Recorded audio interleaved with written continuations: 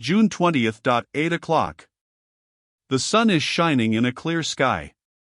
I have not been near my bed, I have not once closed my weary wakeful eyes. From the same window at which I looked out into the darkness of last night, I look out now at the bright stillness of the morning. I count the hours that have passed since I escaped to the shelter of this room by my own sensations, and those hours seem like weeks. How short a time, and yet how long to me, since I sank down in the darkness, here, on the floor, drenched to the skin, cramped in every limb, cold to the bones, a useless, helpless, panic-stricken creature. I hardly know when I roused myself. I hardly know when I groped my way back to the bedroom, and lighted the candle, and searched, with a strange ignorance, at first, of where to look for them, for dry clothes to warm me. The doing of these things is in my mind, but not the time when they were done. Can I even remember when the chilled, cramped feeling left me, and the throbbing heat came in its place? Surely it was before the sun rose?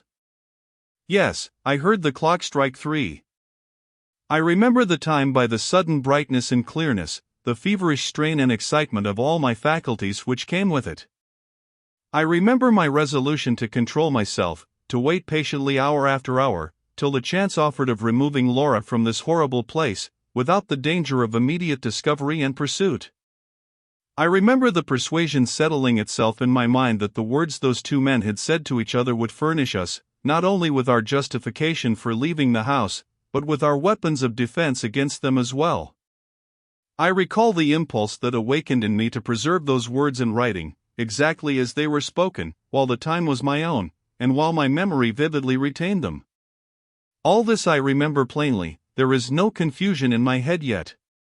The coming in here from the bedroom, with my pen and ink and paper, before sunrise, the sitting down at the widely open window to get all the air I could to cool me, the ceaseless writing, faster and faster, hotter and hotter, driving on more and more wakefully, all through the dreadful interval before the house was astir again, how clearly I recall it, from the beginning by candlelight, to the end on the page before this, in the sunshine of the new day. Why do I sit here still? Why do I weary my hot eyes and my burning head by writing more? Why not lie down and rest myself, and try to quench the fever that consumes me, in sleep? I dare not attempt it. A fear beyond all other fears has got possession of me. I am afraid of this heat that parches my skin. I am afraid of the creeping and throbbing that I feel in my head.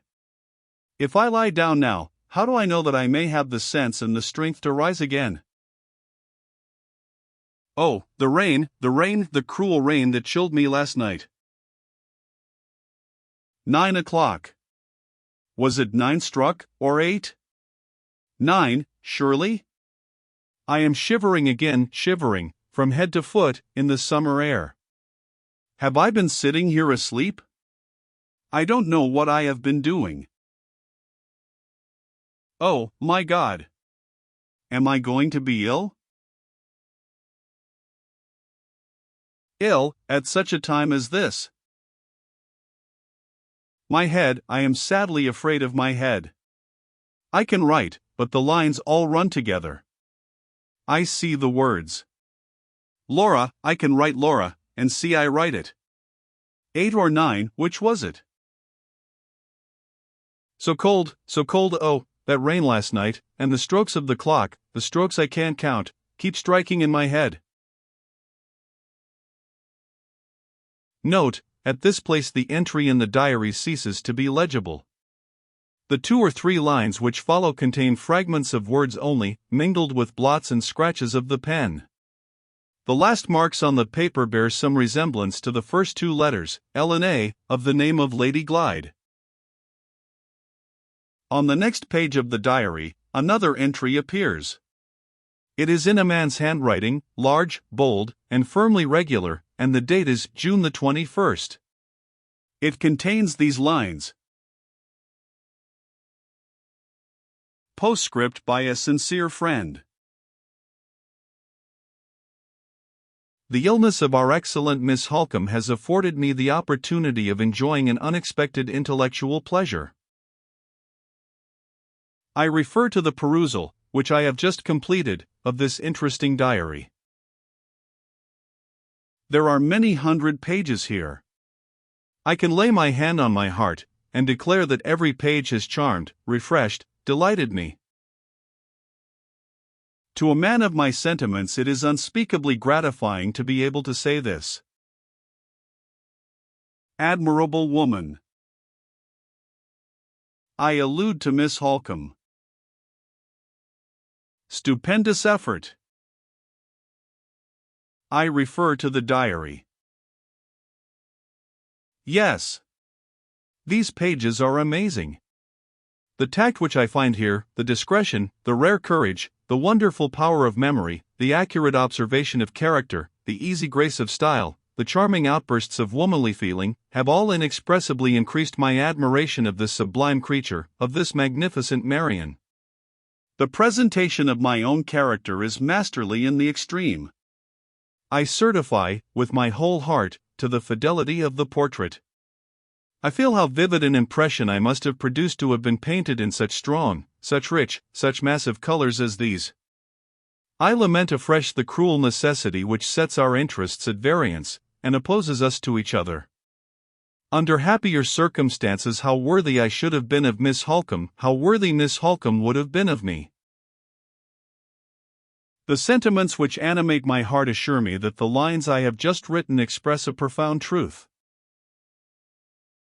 Those sentiments exalt me above all merely personal considerations.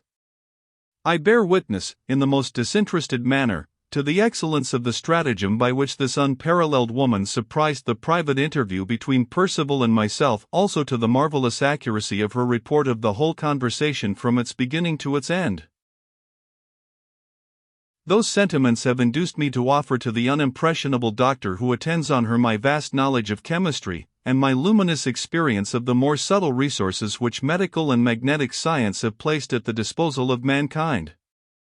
He has hitherto declined to avail himself of my assistance. Miserable man! Finally, those sentiments dictate the lines, grateful, sympathetic, paternal lines, which appear in this place. I close the book. My strict sense of propriety restores it, by the hands of my wife, to its place on the writer's table. Events are hurrying me away. Circumstances are guiding me to serious issues. Vast perspectives of success unroll themselves before my eyes. I accomplish my destiny with a calmness which is terrible to myself. Nothing but the homage of my admiration is my own. I deposit it with respectful tenderness at the feet of Miss Holcomb. I breathe my wishes for her recovery. I condole with her on the inevitable failure of every plan that she has formed for her sister's benefit. At the same time, I entreat her to believe that the information which I have derived from her diary will in no respect help me to contribute to that failure. It simply confirms the plan of conduct which I had previously arranged. I have to thank these pages for awakening the finest sensibilities in my nature, nothing more. To a person of similar sensibility, this simple assertion will explain and excuse everything. Miss Holcomb is a person of similar sensibility. In that persuasion I sign myself, Fosco.